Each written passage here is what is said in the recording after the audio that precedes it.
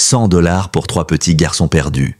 Tout le monde les avait vus, mais personne ne s'était arrêté. Personne, jusqu'à ce qu'un ancien soldat entende son propre prénom murmurer derrière lui. Et au moment où il se retourna, quelque chose se déclencha, un secret prêt à secouer toute la petite ville d'Auburn Creek. En ce milieu de juillet, sous un soleil cruel qui tapait sur les toits en tôle comme un marteau sur une enclume, Dean Fletcher marchait seul dans la rue principale. Il portait une chemise d'armée délavée, une vieille musette de toile pendue à son poing, ses cheveux grisissants aux tempes, coupés courts, comme après 20 ans de service.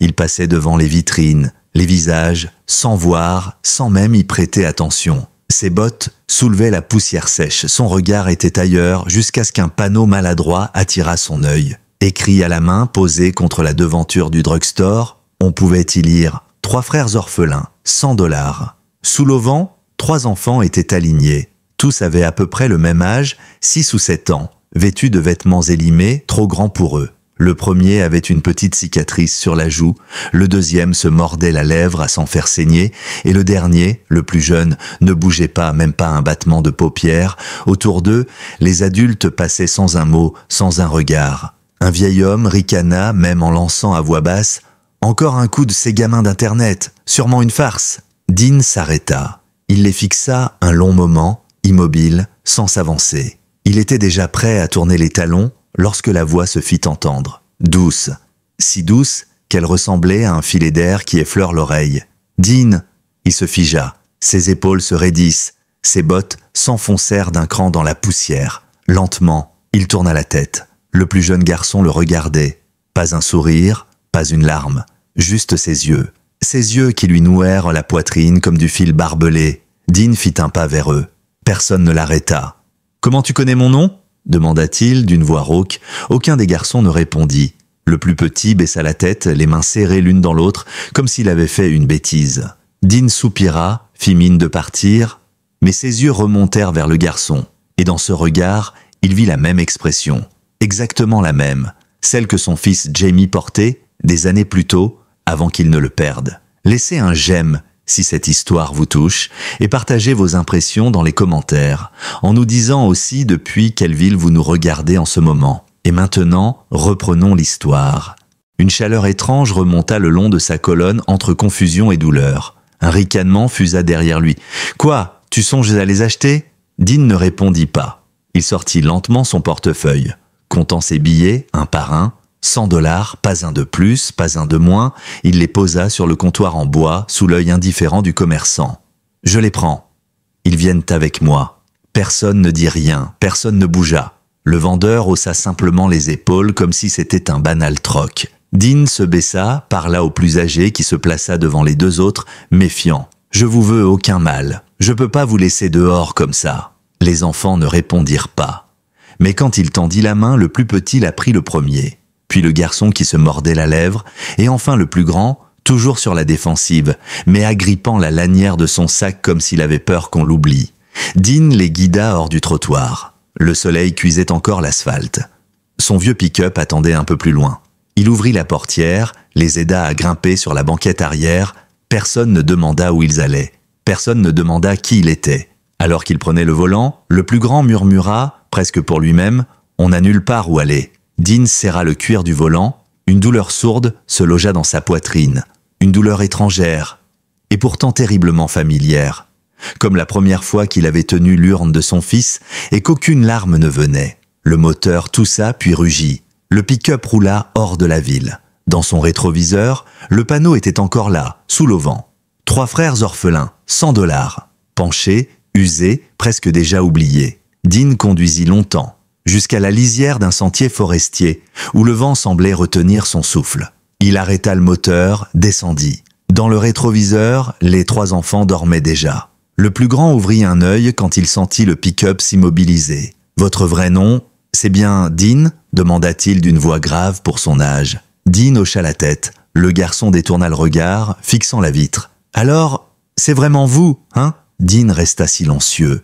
Les pneus craquèrent sur le chemin de terre en pente. Le brouillard commençait à ramper entre les arbres. La cabane de bois émergea enfin posée contre le ciel gris pâle.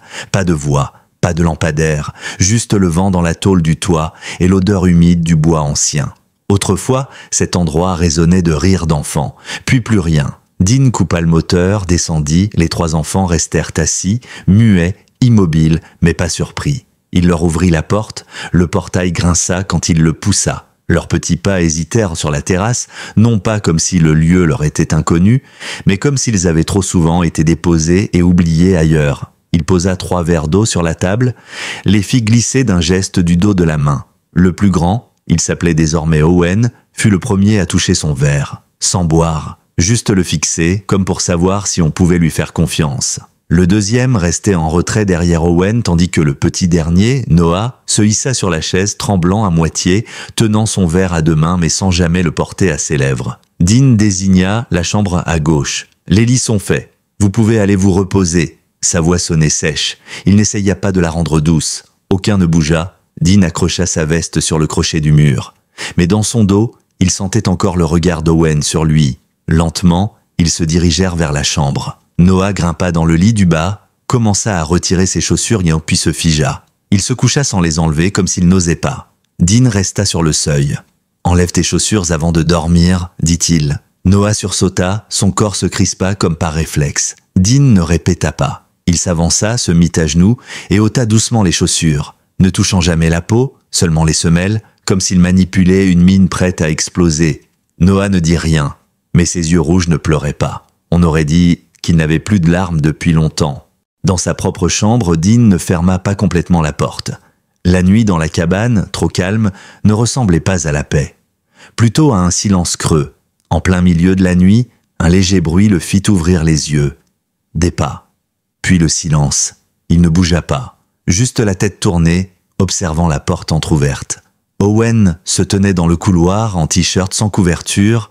Il ne se dirigeait pas vers la salle de bain. Il veillait. Dean se redressa exprès pour faire du bruit. Owen recula puis retourna dans la chambre. À l'aube, un murmure fit bondir Dean hors du lit. « Dean, papa dit qu'il arrive !» Dans le cadre de la porte, Noah dormait encore. Ses lèvres remuaient faiblement. Sa petite main serrait la chemise qu'il avait prise avec lui. Et Dean entendit distinctement ce prénom. Jamie. Personne n'avait jamais prononcé ce prénom ici. Jamie était son fils. Le garçon qu'il avait perdu 3 hivers plus tôt, d'une infection soudaine.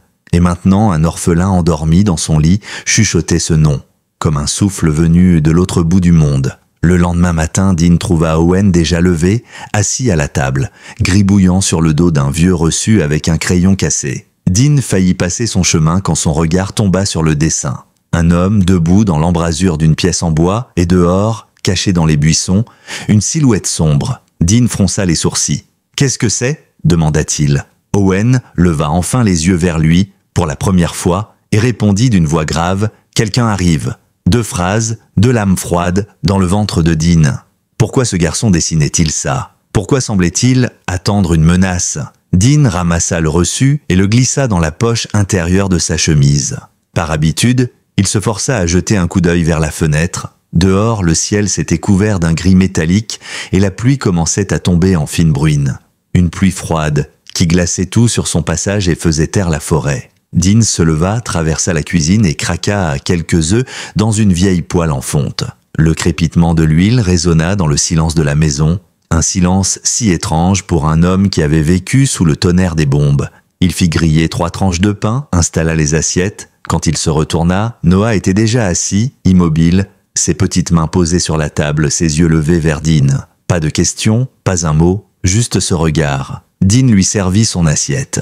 Noah baissa la tête et mangea, sans même dire merci, comme si chaque bouchée était une condition pour survivre. Owen et l'autre garçon, Mason, arrivèrent à leur tour, silencieux. Owen, comme toujours, derrière tout le monde, scrutant la pièce du regard avant de s'asseoir. Aucun ne demanda qui il était, où il se trouvait, ni même quel jour on était. Ils mangeaient, c'était tout, comme si, pour eux, vivre se résumait à rester à table assez longtemps pour voir le repas suivant arriver. Dean s'assit en face d'eux, ses doigts serrant sa tasse de café, ses yeux croisant fugitivement ceux de Noah. Toujours ce regard fixe, insondable. Quand il se leva pour sortir prendre l'air, Noah posa immédiatement sa cuillère, prit un vieux coussin et le suivit sans dire un mot, le pas collé au sien, comme s'il refusait de le laisser seul. La remise attenante à la maison n'avait pas servi depuis des années. Dean en ouvrit la porte et une odeur de poussière humide s'échappa. Noah resta derrière lui, toujours avec son coussin serré contre sa poitrine. Dean prit une pelle et commença à nettoyer le coin des feuilles pourries et de la sciure. Noah, sans rien demander, se mit à ramasser des bouts de bois, les empilant soigneusement près de la porte. Il ne posait pas de questions, il ne demandait pas pourquoi, il savait déjà qu'en silence, on survivait plus longtemps. Quand Dean eut fini de dégager l'espace, il étendit un vieux matelas dans un coin, répara le volet cassé. Noah ne bougea pas, mais ses yeux changèrent. Une lueur imperceptible, presque un soulagement. Peut-être la première fois depuis longtemps qu'un adulte préparait un endroit sans crier ou frapper. Dean reposa son marteau, essuya son front. « Mon fils dormait ici », murmura-t-il en fixant le mur. Il s'appelait Jamie. Noah ne réagit pas tout de suite. Mais alors que Dean s'éloignait, il vit la petite main de l'enfant effleurer le cadre de la fenêtre. Pas un geste accidentel, plutôt le genre de caresse qu'on fait à un souvenir. L'après-midi, Dean demanda à Mason d'aller chercher un tournevis dans l'armoire du porche. En ouvrant la porte, Mason vit un bout de papier tomber d'une étagère, il le ramassa et resta figé. Sur le papier jauni, on pouvait lire, tracé d'une écriture d'enfant, « Dean est un homme bien, suis-le ». Mason jeta un coup d'œil autour de lui. Personne n'avait remarqué. Il glissa le papier dans la poche de sa chemise, mais quelque chose dans ses yeux avait changé. Une certitude venait de se fissurer. Le soir venu, alors que Dean servait la soupe, Owen se leva brusquement. « Je veux partir », dit-il d'une voix dure, sans trembler. Dean ne leva même pas la tête. La porte n'est pas verrouillée. Owen serra les poings, ses mâchoires crispées. « Je te fais pas confiance ? On n'est pas à vendre. » Dean le regarda droit dans les yeux, lentement. « Je ne suis pas venu pour acheter ?» Le silence tomba, puis Dean posa une autre assiette sur la table. « Tu veux partir par ? Mais mange d'abord. » Owen ne répondit pas, mais il se rassit, attrapa sa cuillère, et la main qui la tenait tremblait légèrement. Mason, de son côté, déposa un torchon plié dans la paume de Dean. Le même torchon que Dean utilisait toujours pour essuyer la cuisinière. Mason ne dit rien, mais cette fois, ses yeux ne fuyaient plus. Cette nuit-là, Dean passa de chambre en chambre pour vérifier les couvertures. Dans la chambre d'Owen, il s'arrêta. Le lit avait été refait. Coin carré, drap tiré. Exactement comme Dean l'avait appris à Jamie autrefois. Une petite habitude que personne d'autre ne connaissait. En s'asseyant, il sentit une bosse sous l'oreiller. Il en retira un vieux bouton brun, du genre qu'on trouvait sur les uniformes d'orphelinat. Mais ce qui le coupa net fut ce qu'il vit griffonné au crayon sur le tissu du bord de l'oreiller. 3 lettres à peine formées. Jam. Dean resta là, figé, le souffle court. Personne ne pouvait connaître ce prénom. Personne. Dans la nuit humide, au-delà de la fenêtre, il crut voir une silhouette immobile à la lisière des bois, sous la pluie. Une seconde plus tard, il n'y avait plus rien. Juste la pluie et la boue. Les jours qui suivirent eurent un goût étrange, comme un rêve qu'on n'ose pas croire réel. La maison paraissait à la fois plus vivante et plus fragile. Dean n'arrivait pas à se débarrasser de cette impression que quelque chose guettait, que la pluie et le bois craquant cachaient autre chose. Un matin, alors qu'il réparait un volet derrière la remise, le bruit d'un moteur monta du bas du chemin. Dean se redressa, essuya ses mains sur son pantalon. Un vieux pick-up beige se gara dans la cour. La porte claqua doucement et une femme descendit. Petite, le visage marqué de rides fines mais des yeux clairs et droits, la chevelure grisonnante soigneusement relevée sous un foulard crème.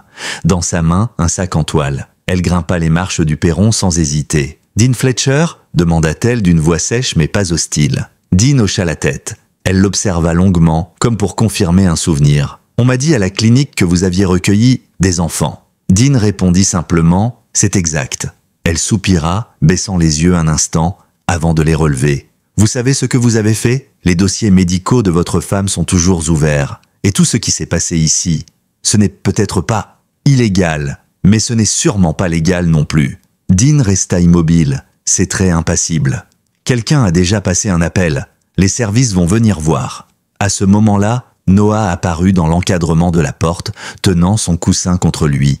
Il fixait la femme. Ses yeux tombèrent sur le sac qu'elle tenait, puis il leva de nouveau son regard vers elle. Elle fronça les sourcils, puis baissa la tête. Elle tenait un petit bout de papier chiffonné dans sa paume que Noah lui avait glissé. Elle le déplia lentement et lut en silence.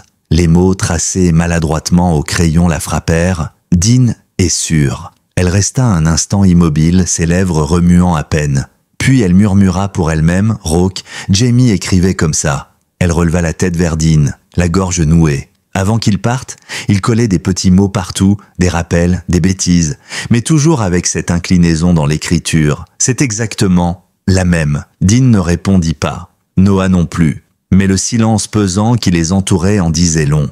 Elle se redressa, inspira, puis se présenta enfin. « Je m'appelle Claire Doyle. Je travaillais autrefois dans un foyer à Albany. Ces trois-là, je crois qu'ils viennent d'un groupe dont on a perdu la trace. Sans papier, sans dossiers officiels, rien.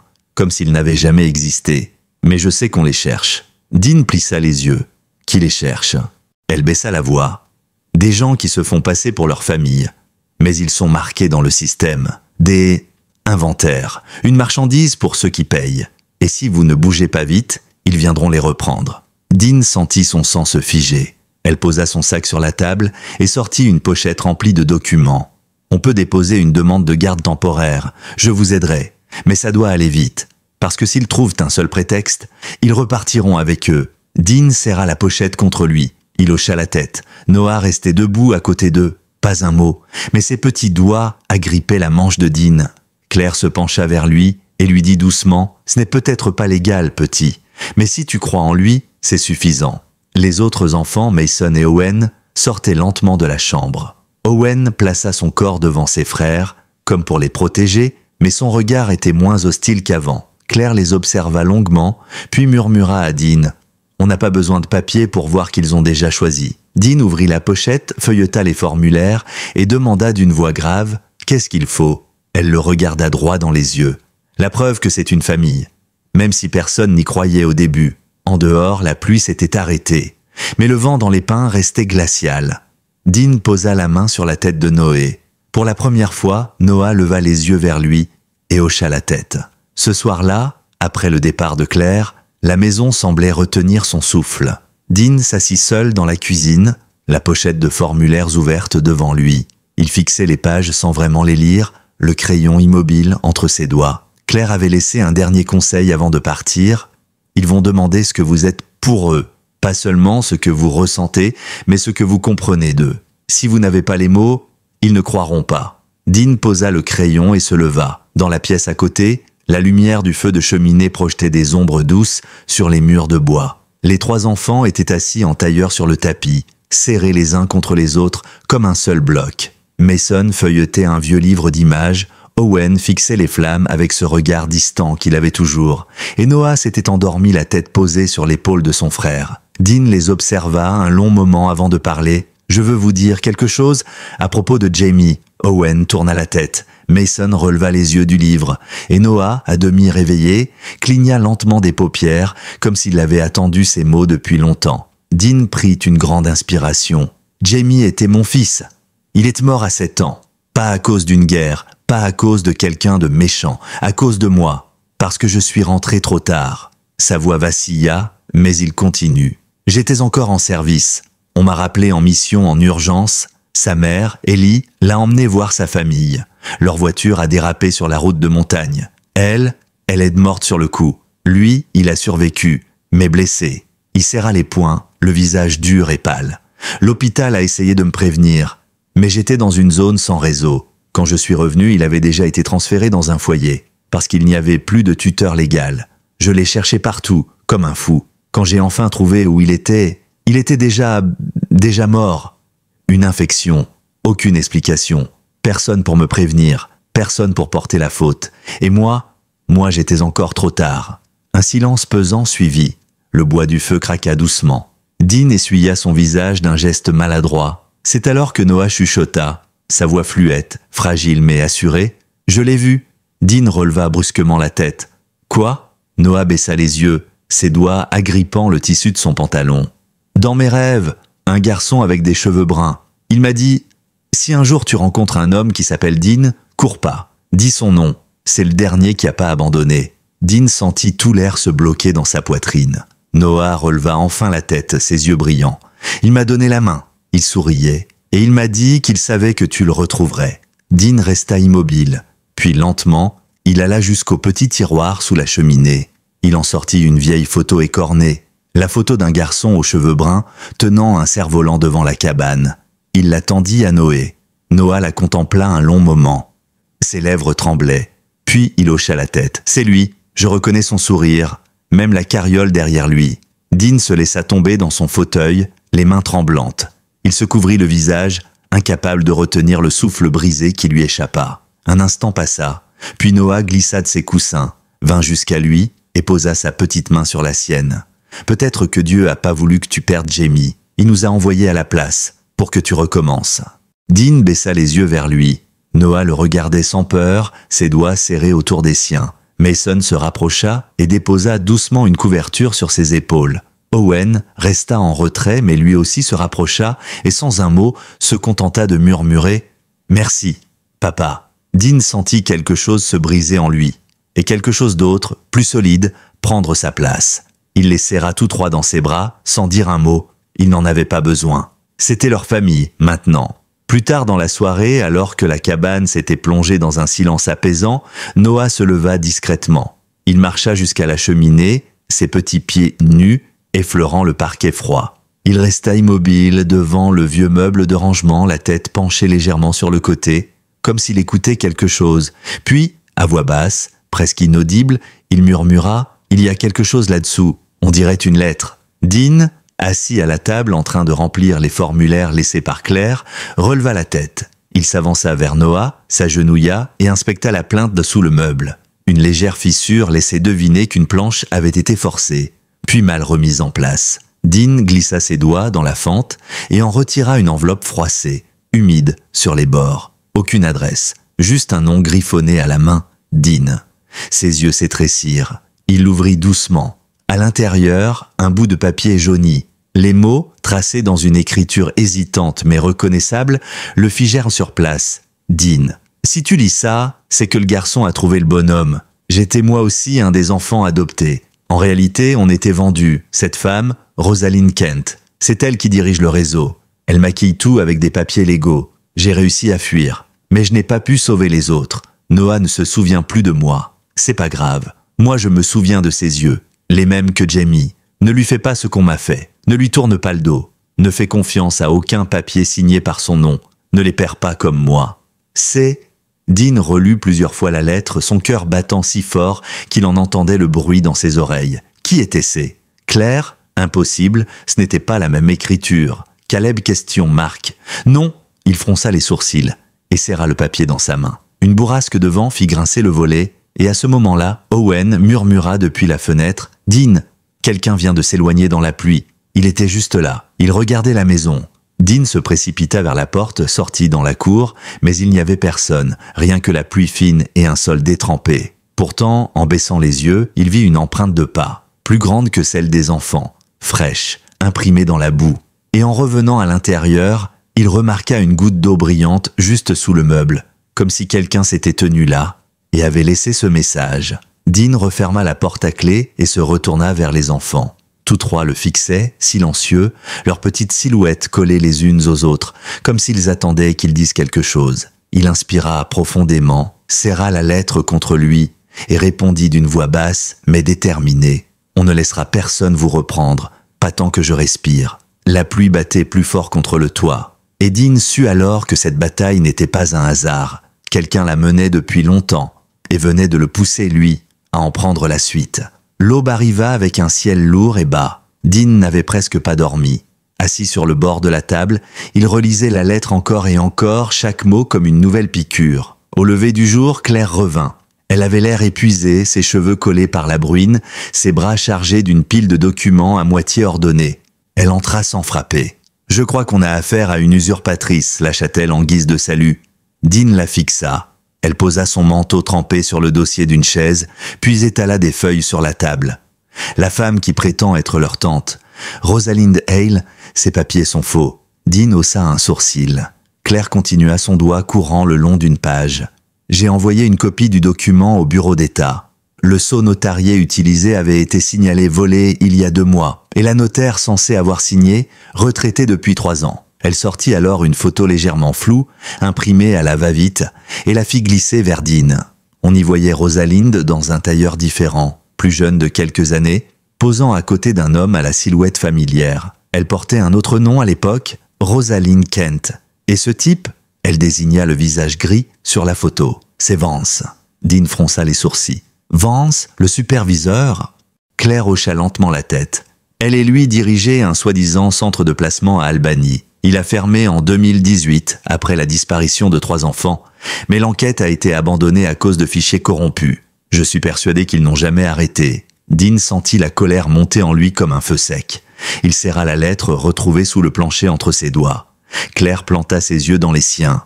Je crois que les garçons venaient de ce centre, disparus du système. Officiellement, ils n'ont jamais existé. Et elle est revenue les récupérer. Pas pour les sauver, Dean. Pour les livrer. Elle se tut un instant, puis sortit un dernier document de son dossier. Et ça, c'est le plus inquiétant. Elle déplia un rapport qui mentionnait un programme, Sponsorship Transition Programme. Dean lut les premières lignes. Sur le papier, ça ressemblait à un accompagnement éducatif pour enfants sans famille. Mais plus il lisait, plus le langage administratif laissait deviner autre chose. Des transferts d'État en État, des sponsors anonymes, des montants, des délais. Dean leva les yeux, son visage dur. Un trafic, dit-il d'une voix basse. Claire hocha la tête, organisé et protégé. Un silence glacé s'installa. Dean se leva, marcha lentement jusqu'à la fenêtre. Dehors, Mason et Noah jouaient près du portail, Owen assis sur le perron, les surveillant comme un petit soldat. Il les regarda longtemps, puis serra les poings. « Alors on va se battre !» Claire déglutit et posa une main sur le dossier de la chaise. « Tu sais ce que ça veut dire ? Tu devras les exposer, leur faire dire ce qu'ils ont vu, ce qu'ils ont vécu, pas seulement pour les protéger maintenant, mais pour faire tomber tout ce réseau. » Dean ferma les yeux un instant, puis murmura « S'ils ont le courage de m'avoir choisi, je dois trouver le courage de parler à leur place quand eux ne peuvent pas encore. » Il sortit sur le perron. Mason leva les yeux. Noah trottina jusqu'à lui. Owen se leva comme prêt à défendre encore une fois ses frères. Dean s'accroupit à leur hauteur. « On va avoir besoin de vous 3, dit-il doucement. Il va falloir dire ce que vous vous souvenez. Je vous le promets, personne ne vous fera de mal. Mais j'ai besoin que vous m'aidiez à raconter votre histoire. » Owen serra les dents. Mason lui prit la main. Noah glissa ses doigts autour de celle de Dean. Et Owen finit par souffler, d'une voix à peine audible. « Si c'est pour rester avec toi, on parlera. » Dean hocha la tête, une boule dans la gorge. « Alors, on va leur montrer ce que c'est, une vraie famille. » Le lendemain matin, la maison était silencieuse, mais chargée d'une tension nouvelle. Claire était arrivée avant le lever du jour, avec une boîte de crayons, du papier vierge et un thermos de café brûlant. Dean l'attendait déjà dans la cuisine, le visage fermé, les yeux rougis par une nuit blanche. Les 3 enfants étaient assis sur le sol, en cercle. Mason triturait nerveusement l'ourlet de son pull. Noah gardait ses mains serrées autour de son coussin comme si rien d'autre n'existait. Et Owen les veillait d'un regard sombre, immobile, déjà prêt à tout encaisser à leur place. Claire s'agenouilla à côté d'eux, sortit doucement les feuilles blanches et les crayons. « Je veux que vous dessiniez », dit-elle d'une voix douce mais assurée. « Pas besoin d'écrire des phrases si vous ne pouvez pas. Montrez juste ce que vous avez vu, les lieux, les gens. » Dean resta debout, en retrait, la mâchoire tendue, les poings crispés. Il détestait les voir replonger dans ses souvenirs. Mais il savait qu'il n'avait plus le luxe de rester silencieux. Noah fut le premier à se saisir d'un crayon bleu. Il traça des traits hésitants, une porte, un loquet, puis une silhouette floue d'une femme blonde tenant une chemise à dossier. Une cage en métal derrière elle. Mason dessina à son tour un bâtiment délabré, une grille, un camion sombre garé sur le côté. Owen prit plus de temps. Son dessin était précis, rageur, presque militaire dans sa symétrie. La même femme blonde, cette fois souriante, entourée d'hommes en costume.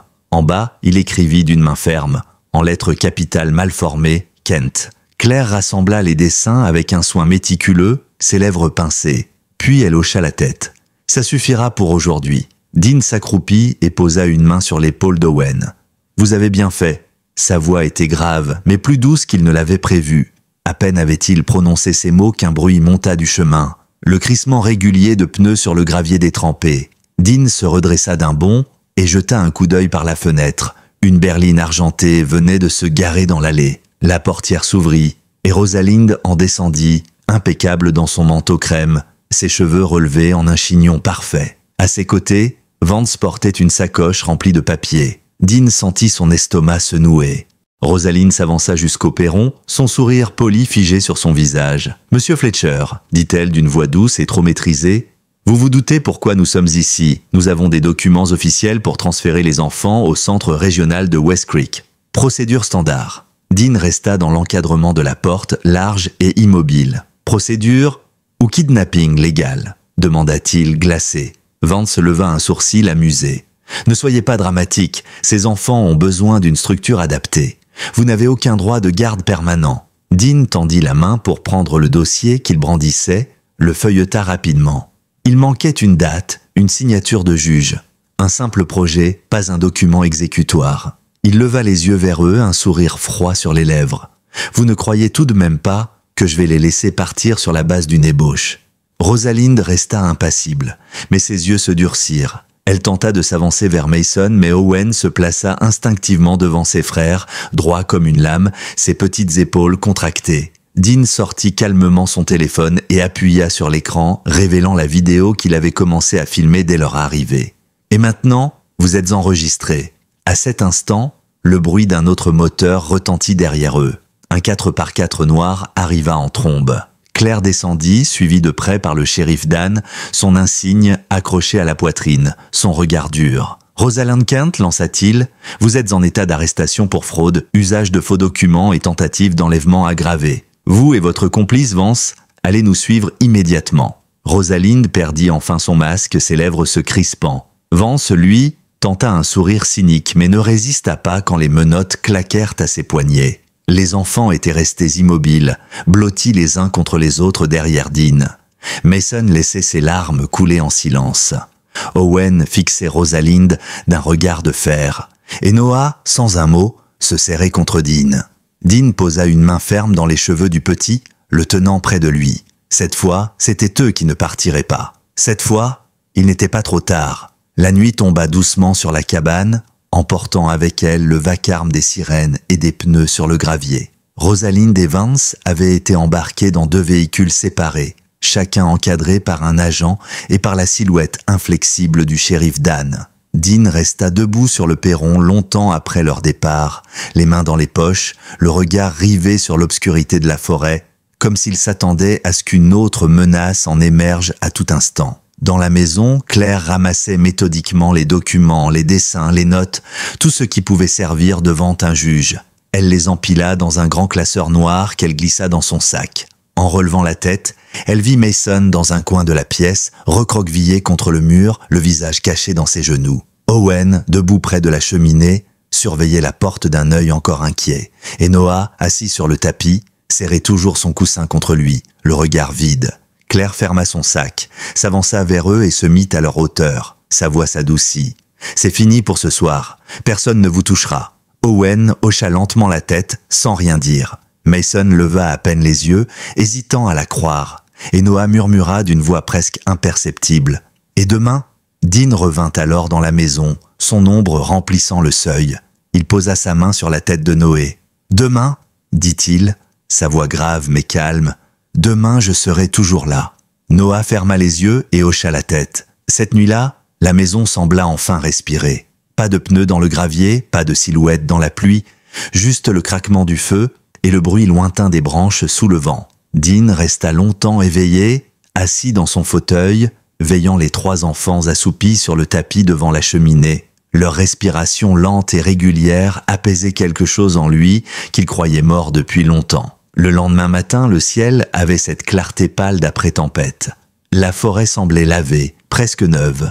Dean se réveilla au son des rires discrets des enfants. Mason et Noah jouaient à dessiner des animaux avec la cendre sur la pierre du foyer, tandis qu'Owen les observait en silence, une pointe d'amusement au coin des lèvres. Claire entra peu après, vêtue d'un manteau beige impeccable mais les traits tirés.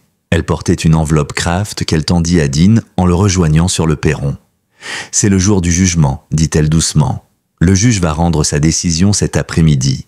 Il a accepté d'étudier les témoignages, les dessins et les preuves qu'on a réunis.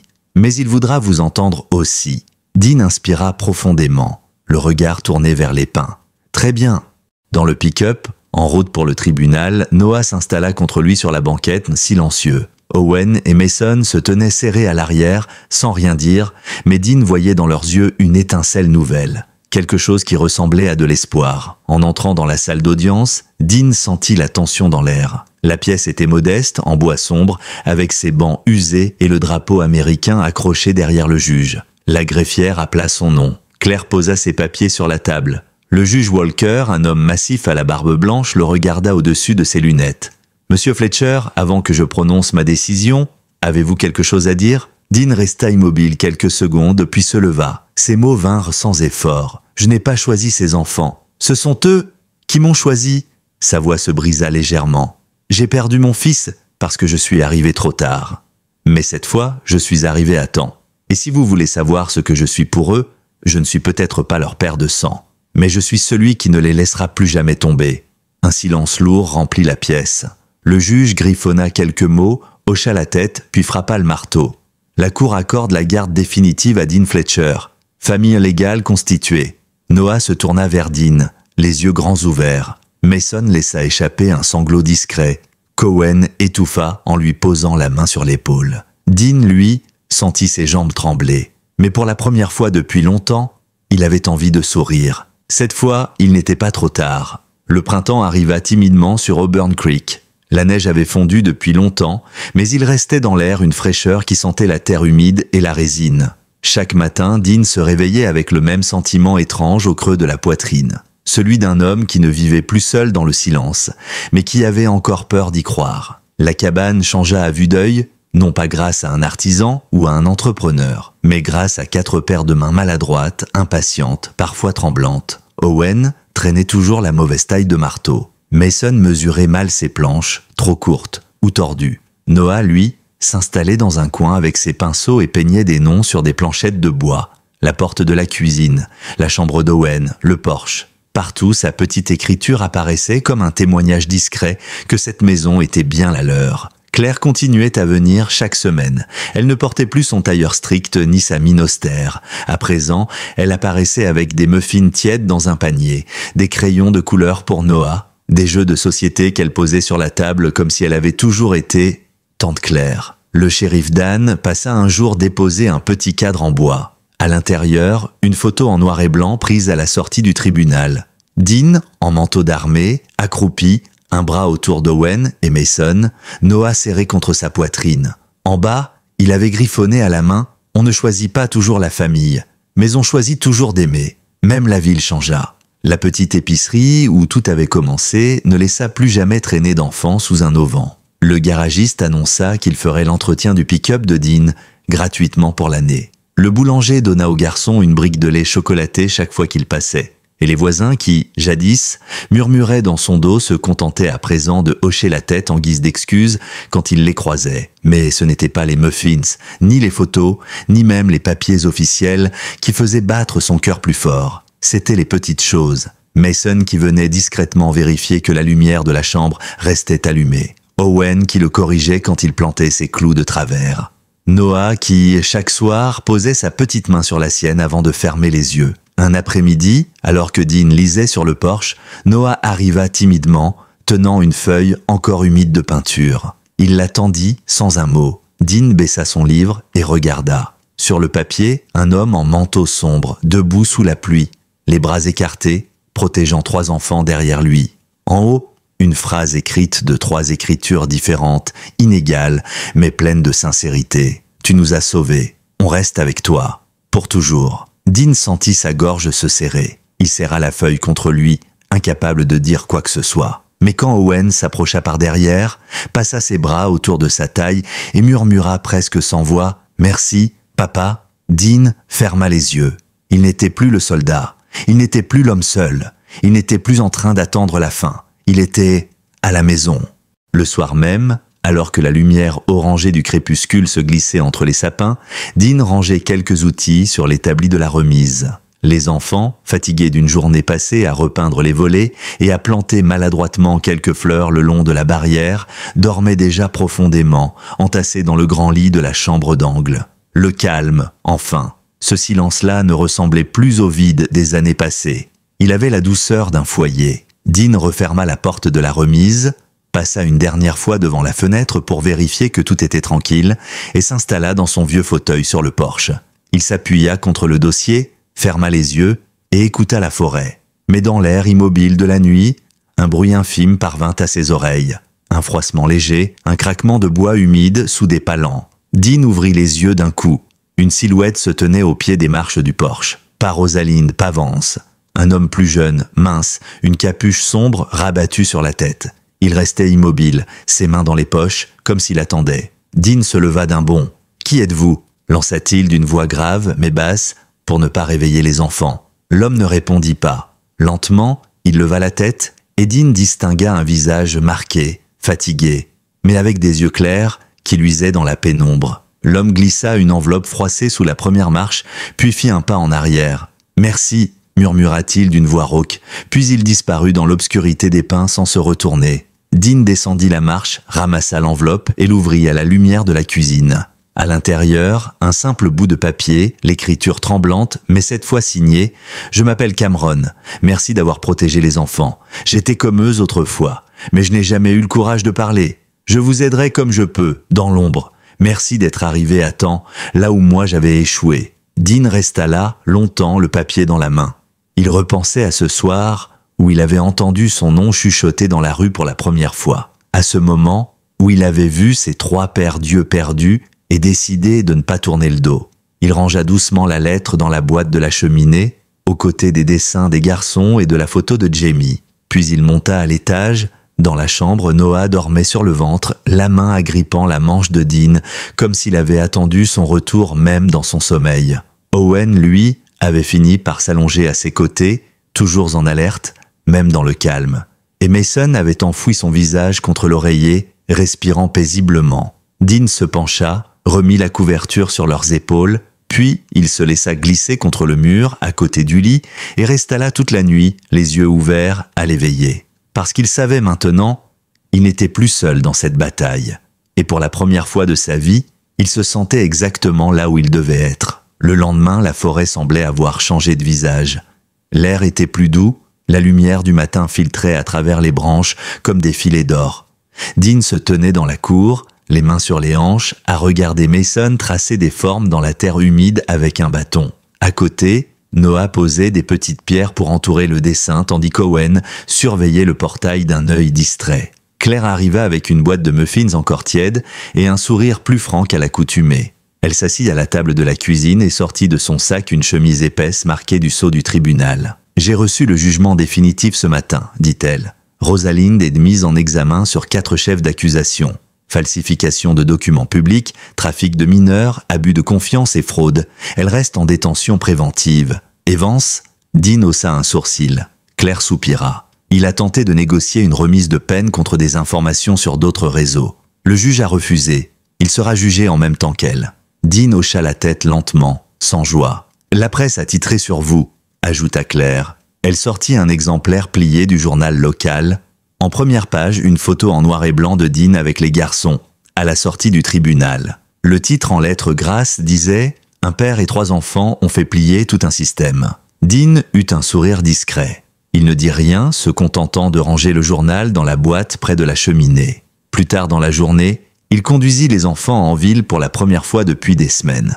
La petite rue principale semblait différente aussi, plus accueillante. Les visages qu'il croisait avaient perdu cette froideur du début. Certains hochaient la tête, d'autres levaient la main pour saluer.